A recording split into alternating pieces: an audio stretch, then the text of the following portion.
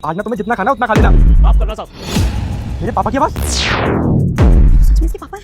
नहीं प्रिंस, पापा जी यहाँ कैसे हो सकते हैं? पापा जी तो 30 साल पर गए हैं ना। अरे दिव्या, तुमने सुनी नहीं पापा की आवाज है? दिव्या प्रिंस, पापा जी नहीं हो सकते, वो स्पीकर अपना काम कर रहे हैं, तुम ऐसे एम्बैरेस मत करो उसे।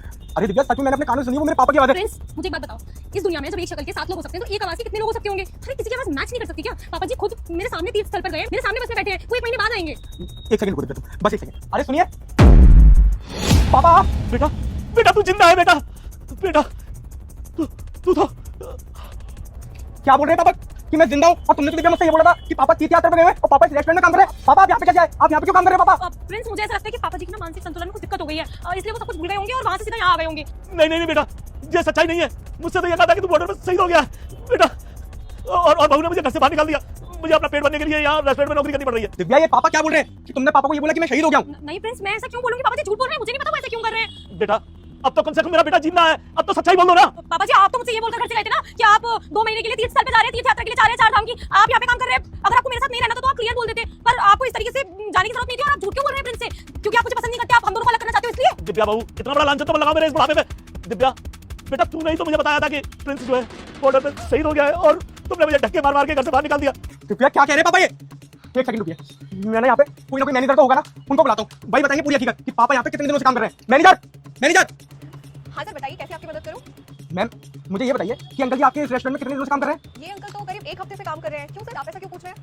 मैम आपको शायद पता नहीं है, ये अंकल जी मेरे पापा हैं। अच्छा, पर ये तो कह रहे थे कि इनकी बहू ने इन्हें घर से निकाल दिया और इनका बेटा शहीद हो गया है, तभी मैंने इन्हें यहाँ पर काम दिया था। हाँ मतलब जो भी कुछ दिव्या पापा बोल रहे हैं वो बिल्कुल ठीक बोल रहे हैं। उन्होंने वही सच्चाई इन मैनेजर को बताई जिससे कि वो इन्हें नौकरी पे रख ले। दिव्या क्या चल रहा है सब? तुम मुझसे बोल रही हो कि मेरे पापा तीर्थ यात्रा पे गए हुए हैं और यहाँ पे पता चल रहा है कि तुमने मेरे पापा से ये बोला है कि तेरा बेटा तो मर गया है, अब तू भी यहाँ से निकल ले। हाँ मतलब तुमने मेरे ही घर से मेरे ही बाप को बाहर भेज दिया। हाँ, क्योंकि वो मेरा भी घर है और मुझे नहीं रहना है इनके साथ। एक बात बताओ, मैं तुमसे शादी होकर उस घर के अंदर आई थी और तुम तो उस घर में रहते नहीं हो क्योंकि तुम अपनी ड्यूटी के लिए बॉर्डर पर रहते हो। कभी कभी आते हो महीनों में और उसके बाद में तुम्हारे पीठ पीछे तुम्हारे बाप की सेवा मुझे करनी पड़ती है। मैं कोई नौकरानी नहीं हूँ जो इनके आगे पीछे घूमूंगी, इनकी सेवा करूंगी, इनका काम करूंगी। समझ आया? मुझे मेरी फ्रीडम चाहिए। अगर तुम्हें चाहिए कि तुम्हारे पापा तुम्हारे साथ रहे, इनको एक अलग घर दिला दूं, उनसे मिल लिया करना। बेटा मैं तो तेरा घर का सारा काम करता था और उसके बदले में केवल तुझसे 2 ही रोटी चाहता था। मैंने तुझको कब परेशान किया? तेरा सारा काम किया मैंने घर का। पापा इसने आपसे घर का काम भी कराया। पापा आपको मुझे उसी वक्त बतानी चाहिए थी जब आप इतने जुर्म कर रही थी, तो आज इतनी बात नहीं बढ़ती, ये इतना सब प्लानिंग नहीं कर पाती। दिव्या अब तुम देखती जाओ, जो भी कुछ किया है ना तुमने मेरे पापा के साथ में, अब उन सब की तुम्हें भरपाई करनी पड़ेगी। तो मैं सीधे यहाँ से पुलिस स्टेशन में खिंचवाऊंगा और वहाँ पे ना सारी चीजें लिखवाऊंगा जो कुछ भी तुमने मेरे पापा के साथ किया है। आज ये स्थिति में डाल दिया कि मेरे पापा यहाँ पे ये झाड़ू पोंछ का काम कर रहे हैं। मैम बस आप मेरी एक मदद कर दीजिएगा, आप 1 हफ्ते की पूरी रिकॉर्डिंग मुझे जल्द से जल्द निकलवा के दीजिए। इसको तो मैं देखता हूँ। देखो यहाँ से, I said get out from here.